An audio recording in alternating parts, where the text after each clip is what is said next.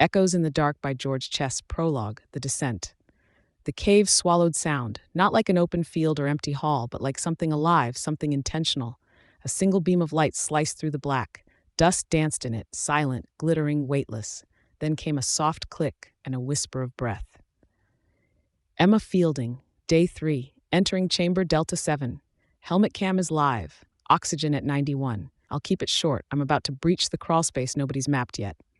If this footage is playing, well, maybe I did find something worth dying for. She ducked low, shoulder blading through a slit of shale. Rock grazed her pack. She muttered to herself, low, habitual, not prayer, not panic, ritual, a seasoned voice, a voice that had seen dark before. Low clearance, wet stone. Smells different in here, less mineral, more decay. That's not possible. There's airflow. Something's open ahead, big. My torch is picking up depth. Her light panned across the walls, uneven carvings, ancient or artificial, impossible to date. Symbols, spirals, a single handprint, human-sized, but the fingers were too long. Oh my God, this isn't limestone. It's something else. This whole chamber. It's not natural. Someone made this. Or something. She camera flickered. She froze. There's someone in here. Don't let her leave. Who the hell's there? Show yourself. The camera spun, the frame blurred, boots scraping stone, then a scream, not hers, deeper, angrier, something that hated light. No, the recording ends there, but the cave never stopped listening. Chapter 1, Recovery. The Yorkshire dales stretched wide and green, rippling under low iron skies. To the east, a small crowd gathered near a rock-strewn escarpment, forensic vans, climbing gear, and the faint hum of drone rotors above an open limestone crack. The mouth of the Black Wren cave system had spat something out. Helmet cam, lodged in a crevice about 220 meters in. No sign of her. Copy that, bag it for evidence, and send it straight to Coleman. Detective Inspector Nia Coleman stood apart from the others, arms folded tight against the chill. She was in her early 40s, short-haired with that creased, coiled look of someone who slept with her boots on. She hadn't worn a caving harness in 7 years. She never wanted to again. Data's intact, battery died mid-recording, audio gets weird at the end. Not corrupted, just weird. That night, Nia sat alone in a temporary incident tent with a monitor, headphones, and a copy of Emma Fielding's final moments. No commentary, no legal advisor, just instinct. If this footage is playing, well, maybe I did find something worth dying for. She listened to the whole thing, watched the torchlight flicker across impossible carvings, heard the breathing that wasn't Emma's, the words that came too close, don't let her leave. She wasn't imagining it. That voice had weight, direction. Like it was inside the mic, there was something else too. A click, barely audible, almost rhythmic, like fingernails on stone. She played it again and again. You weren't alone down there, were you, Emma? The footage ended with a sharp scream, but Nia didn't flinch. She just removed the headphones, stood up, and zipped her jacket to the chin. She needed to go back underground, not to find Emma, but to find what Emma found. Chapter 2. The Fielding File. 3 floors below the North Yorkshire Constabulary HQ, a single desk lamp lit the surface of a thick manila folder marked Fielding, Emma Rose. Detective Inspector Nia Coleman sat with her elbows on the desk, the folder open, a mug of untouched coffee cooling beside her. She turned the first page. Born 1985, Oxford graduate, BBC field reporter, 2007 to 2015. Documentary work focused on lost civilizations, fringe archaeology, conspiracy theories. Career trajectory, mainstream to myth chaser. Her last 3 projects were self-funded. Titles included Subterranean Britain, The Hidden Network, Echo Chambers, Cave Myths and the Collective Mind, and most recently, The Depths That Remember. You were chasing ghosts, Emma, but maybe one of them caught up. Ma'am? There's someone here to see you, said he's related to the victim. Send him in. The man who entered had Emma's cheekbones and the same gray-green eyes, but none of her warmth. Daniel Fielding, mid-30s, London suit, corporate tan. I don't know why she was even down there. I told her, more than once, it would get her killed. She thought caves had memory. That stone held secrets. She used to say, the dark can't lie, Dan. It's us who lie to ourselves. Did she ever mention the Black Wren system before this trip? No, not by name, but she kept notebooks, boxes of them, maps. She'd been digging into a set of Cold War-era tunnels, said there were gaps in the surveys, places the ministry never explained. Did she believe someone was hiding something? She believed everyone was hiding something. After he left, Nia opened her laptop and loaded Emma's last public blog post. It was dated 3 days before she vanished. If I'm right, the Black Wren system predates recorded history. There's geometry down there. Deliberate, aligned. It wasn't made by water. It wasn't made by men. It was made by memory. No photos accompanied the post, only one phrase repeated, written in bold beneath the text: "The cave watches back, then I'll watch it right back." Chapter 3, The Descent Team. 3 days later, Nia stood beside a rusted metal gate, half buried in grass, staring down at the concealed mouth of Black Wren Cave. It looked like nothing, just another scar in the rock. But she knew better now. It had teeth. The new descent team assembled beside her. 5 bodies, 5 risks. Harris, expedition guide, late 40s, thin-lipped, no small talk. The kind of man who only trusted gravity. Dr. Layla Bakshi, geologist, soft-spoken, observant, claimed she was only here to study mineral anomalies. Tom Bailey, police photographer, young, too upbeat, wore his fear behind jokes. Mina Hart, Emma's former assistant, frail, chain smoker, sharp eyes, said she owed Emma a voice. And Nia, returning to the one place she never wanted to see again. Descent starts at 0900. We'll follow the mapped route until Chamber 3. After that, it's guesswork. Guesswork, great. Should have brought breadcrumbs. Breadcrumbs don't work if the walls shift behind you. Was that a joke or something he'd seen? They harnessed up. Lights flicked on, beams cutting the mist like scalpels. Each movement was practiced, ritualistic, like soldiers prepping for war. One by one, they vanished into the dark. The cave greeted them with silence. Not emptiness, but expectation. Their footfalls echoed differently here. Not just reflections, responses.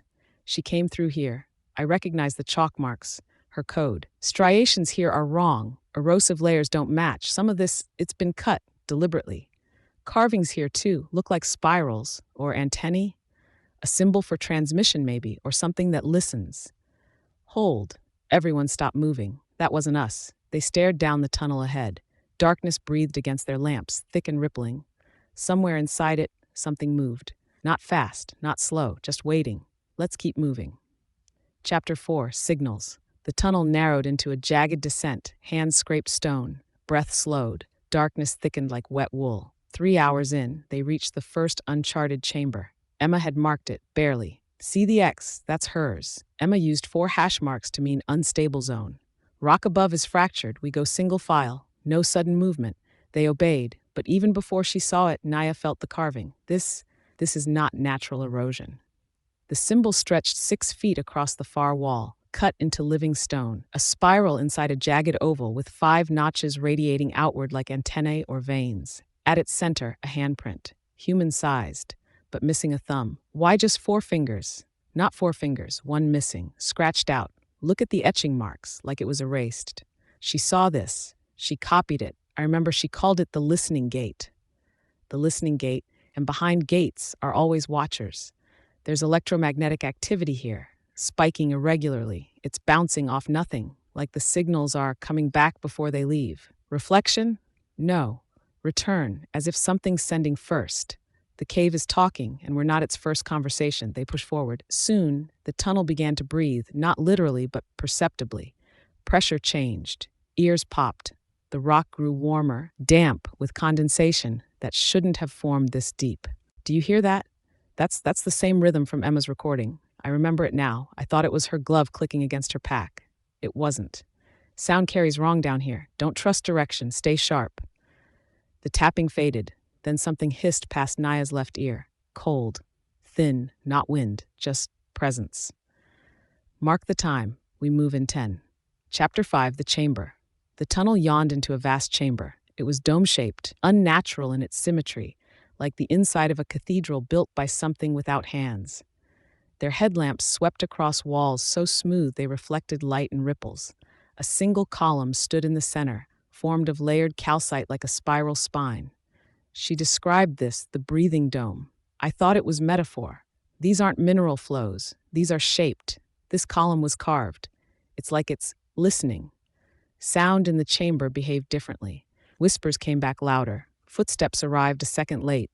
Like the air wasn't just echoing, It was replying, "Stay close, nobody wanders off. We sweep and document, then move on." Her pack, that's Emma's. Slumped at the base of the column was a dirt-caked rucksack, a broken strap, a crushed water canister, and wedged between a spiral of calcite in the bag, something wet and reddish black. Is that blood? A notepad. Pages waterlogged, writing smudged into trails. One phrase repeated in hurried scrawl across 5 pages. It's not the dark that kills you, it's what it reveals. Something had frightened her enough to abandon her camera, her gear, and her sense of direction. Everyone heard that, yeah? It sounded like crying. It came from the East Passage. "Tom, keep rolling." I swear, it sounded like Emma. The tunnel ahead was narrow, but pulsing with faint warmth, like something was alive in it, like something knew they were coming. "Where the hell did you go, Emma?" Chapter 6, The Second Voice. Back above ground, in the field ops tent, Nia stared at the recovered footage. Emma's helmet cam had recorded everything, but it was the sound that mattered. She sat with a waveform on screen. Every spike, every breath, every whisper. And one anomaly. One voice that wasn't Emma's. "You were never meant to see this." We ran it through directional filtering, the signals coming from within 2 meters of the mic, but not from Emma's direction. No heat signature. No second figure on camera, just the voice. What kind of voice has no source? Not human, not AI. It's not synthesized, it's composite, layers stacked in ways vocal cords can't replicate. It's like the cave is speaking in echoes of someone else.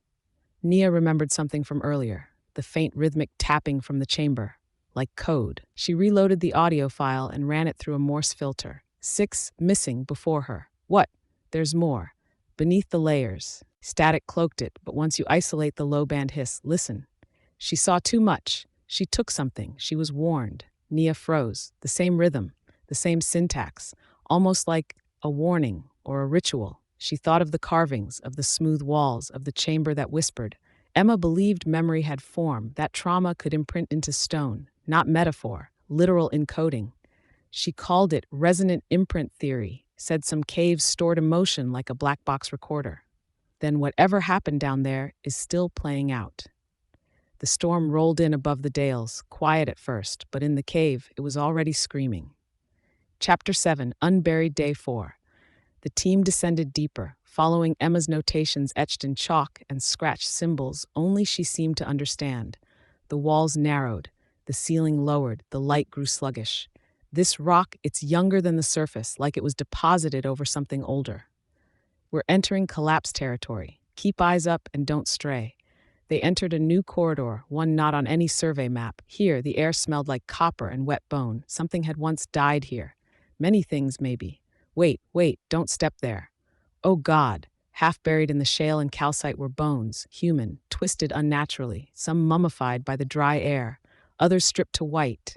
A jawbone sat upright on a flat stone like a warning. That's not erosion. Someone posed these. Document everything. No one touches a thing. Look at this, military dog tag, date of death 2009. I remember this name, Julian Cartwright, went missing on a private expedition. They said he drowned in a cave flood. They never found the body. Emma knew. That's what she was tracing. I thought it was legend, lost caverns, covered up, swallowed by unstable ground. But these deaths weren't caused by rockfall. One skull bore a clean hole at the temple. Another had wrists bound with wire that had rusted into the bone. Not an accident, not nature. Someone was executing people down here. They found 6 skeletons before the passage ended, all clustered around a collapsed shaft filled with slag and rebar, an artificial blockage, and carved crudely into the stone wall nearby, barely legible. They all heard it. They all followed it. Only I resisted. Who blocked the shaft? Who knew these bodies were here? It wasn't just a cave anymore. It was a grave, and someone had made it look natural, then disappeared from the record. Emma thought if she could prove it, if she could show them, someone would listen. Someone did, and they made sure she never spoke again. Shh, do you hear that?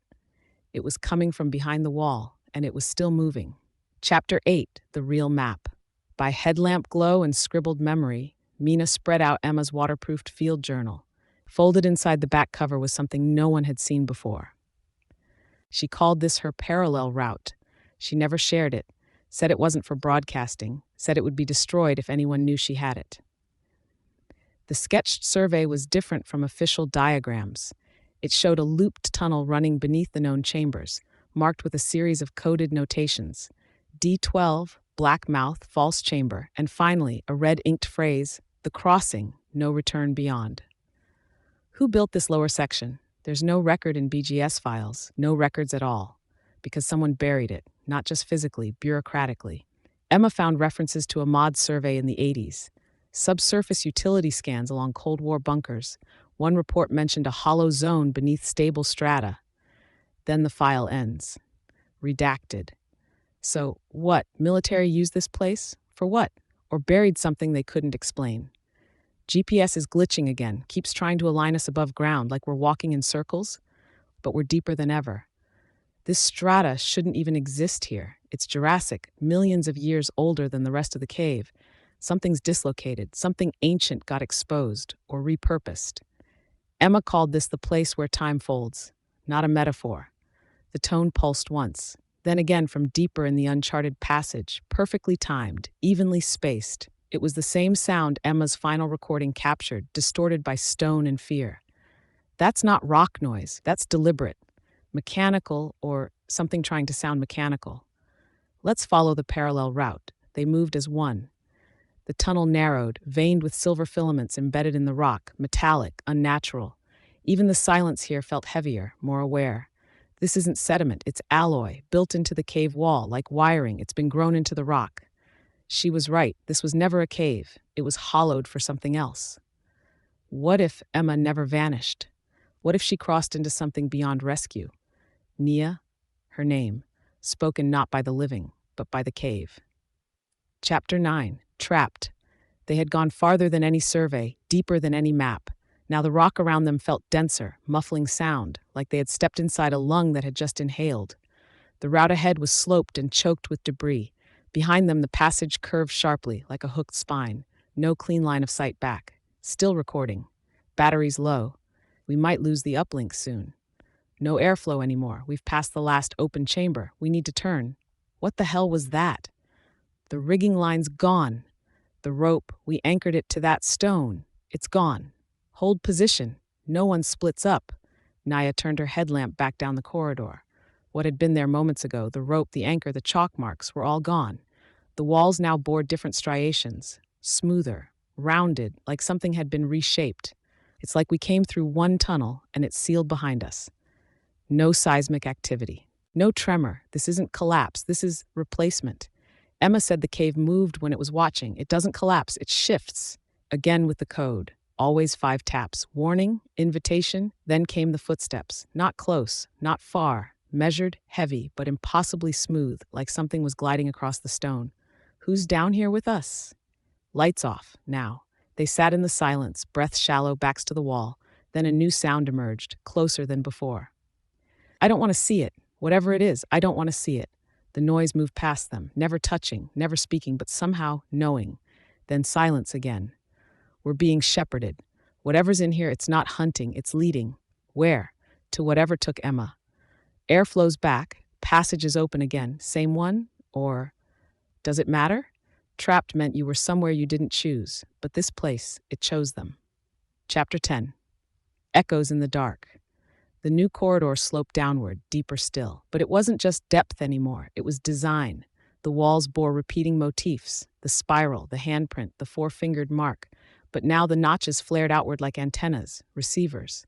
This is structure, layered purpose. It's absorbing vibrations, not just echoing us, it's recording us, or mimicking us. Their boots stepped onto what looked like stone, but sounded wrong, hollow, like walking across the top of a buried vault.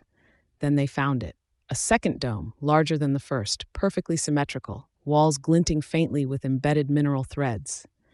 And in its center, a pedestal. Upon it sat a sealed metal case, military issue, scorched, scuffed, fresh dust, but no rust. That wasn't in Emma's notes. This is mod gear, same type we use for deep asset storage. Look, around the base. These markings aren't Emma's. They're etched into the stone, fluorite burn lines, laser precision. Someone's been down here recently, and not alone. Then the pedestal lit up, faint glow from beneath the case. The lights in their helmets dimmed slightly. Static fuzzed in their earpieces. It doesn't let you leave unless you leave something behind. She opened it. We told her not to. She heard it. We all heard it. What is this? It's not a recording. It's not playback. It's happening again, like a loop. Suddenly, Tom stumbled. His light swung wide and caught something on the far wall. A figure, standing, upright, facing them, too still, too clean. A man in expedition gear, pale and intact, eyes glassy, mouth slightly open, a handprint burned into his chest, 4 fingers. Cartwright, 2009, that's his badge. He hasn't decayed. They don't die, not really, not if the cave keeps playing them back. Behind us, something's in the wall. They turned. Tom was gone, just gone. Not a drop of blood. No sound, no fall, just the flicker of his light, swallowed like a thought mid-sentence. It's taking them, like it took her. No, we find her. We find Emma, or what's left of her. We finish this. Nia stepped forward and opened the case. Inside, a sealed envelope, a journal, and a single cassette recorder, tape already spinning. From it, Emma's voice. If you're hearing this, you're inside it now, and it knows your name. Don't run, don't fight. The only way out is through the silence. The cave was no longer a place. It was becoming. Chapter 11, The Surface. They moved fast, or thought they did. Time inside the lower passage no longer passed in minutes, but in echoes. Repeating decisions, flashing lights, Emma's voice bouncing through stone. Tom was gone. So was Harris. No scream, no struggle, just removed. Only Nia, Mina, and Dr. Bakshi remained. This incline, it's wrong. I've climbed 40 meters, but my altimeter says we haven't moved. It won't let us go unless we give something back. Then take what it wants from me. But you two are getting out. She found the handprint again. The same 4-fingered mark now scorched into the stone wall where there had been none before. And next to it, a 5th finger forming. Slowly, growing. It's finishing the set. No, don't. The wall opened, not like a door, like a breath. Stones slid away with no sound, and behind it a narrow crawl space leading up. Go, now, don't look back, climb. What about you? I opened the way. It only takes one. Mina and Layla climbed through the breach, that light growing in the distance. Then air. Cold, real air. Contact, we've got 2. Repeat, 2 survivors coming out of Wren Tunnel.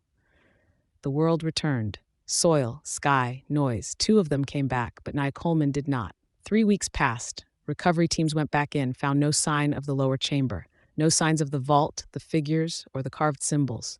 Not even the bones. Just clean rock and silence. She stayed behind to save us, but sometimes I think she's still in there, not alive, not dead, just playing back. Epilogue, one last dive. Somewhere deep below the earth where no sun ever reaches, a light flickers on.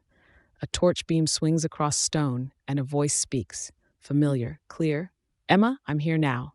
The cave watches back. The end. Thank you for listening. Please subscribe, ring the bell, and tell your friends about my listening library.